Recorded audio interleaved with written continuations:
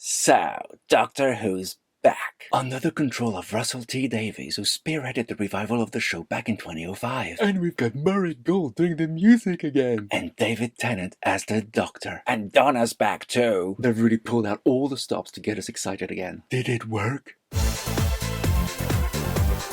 Hey, Commander Fennec here. And after well over a year since Chris Chibnall let go of the reins of the franchise, Doctor Who's back. And it's definitely bigger. That's amazing what you can do with a Disney budget. It is. The cinematography was great.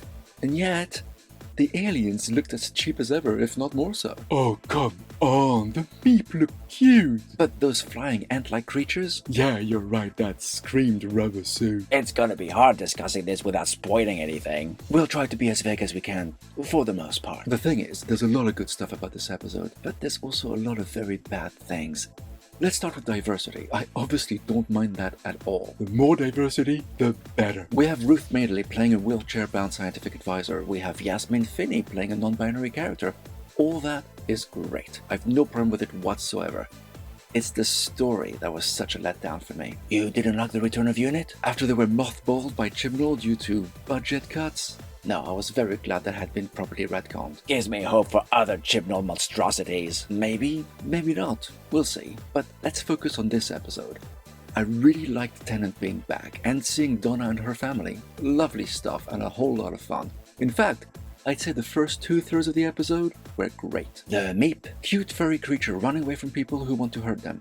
Except one group was there to rescue them, so why were they running away from those?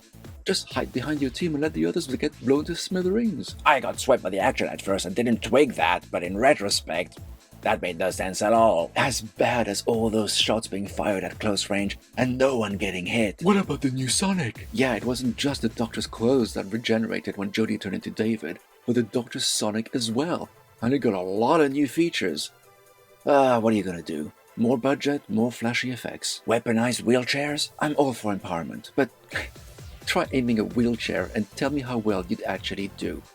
We could go on like this for a while, but to cut a long story short, for me, this episode started to completely fall apart when the Meep tried to leave the planet. Oh yeah, they're in the ship all by themselves, so who are they talking to? Why speak the actions you're performing?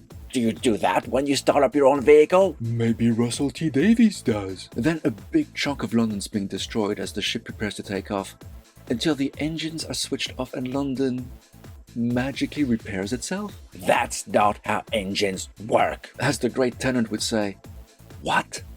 What? What? Yeah, that was ridiculous. Ridiculous came after, because, spoilers, Donna chose to sacrifice herself for the sake of 9 million people. Such a noble thing to do. And to do that, the Doctor gets her to remember. That was so poignant. At first. But she doesn't die.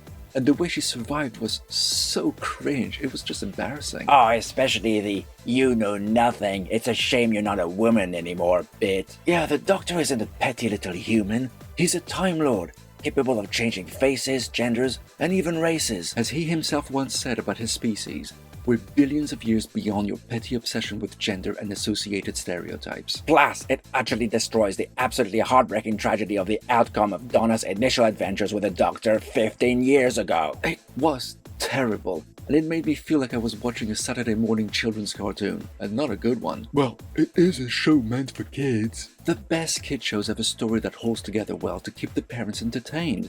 Just look at the early Pixar movies. Or most of the Doctor Who stories from 2005 to 2017. Many of them were good, solid sci-fi stories. This was not. This one is just so bad. Plus, I am not sure Rose's resolution is as good as it's actually meant to be.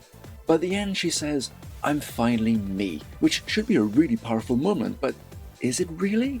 She's been influenced all her life by inherited memories, which aren't her.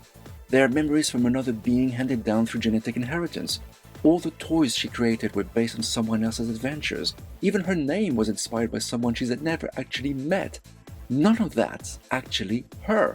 So where's the real, true Rose? On the plus side, the TARDIS looked cool. Very retro chic. I liked it very much, and the title sequence was amazing. But before I leave this, I have one more nitpick. The Meep was supposed to be this supreme psychotic dictator, acting for their own glory and the destruction of everything else. Yet, once captured, they mention a boss who they work for. Does that make sense to anyone? They were likely referring to the toy maker. Oh, very likely, yes, but why would the meep work for any boss? It's like they added that bit just to link the 3 specials. So yeah, on the whole, I'm saddened to say the bad bits outweighed the good.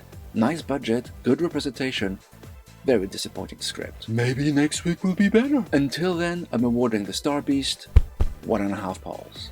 But tell me, what did you think of this episode? Share your thoughts in the comments. Live long, and may the Force be with you.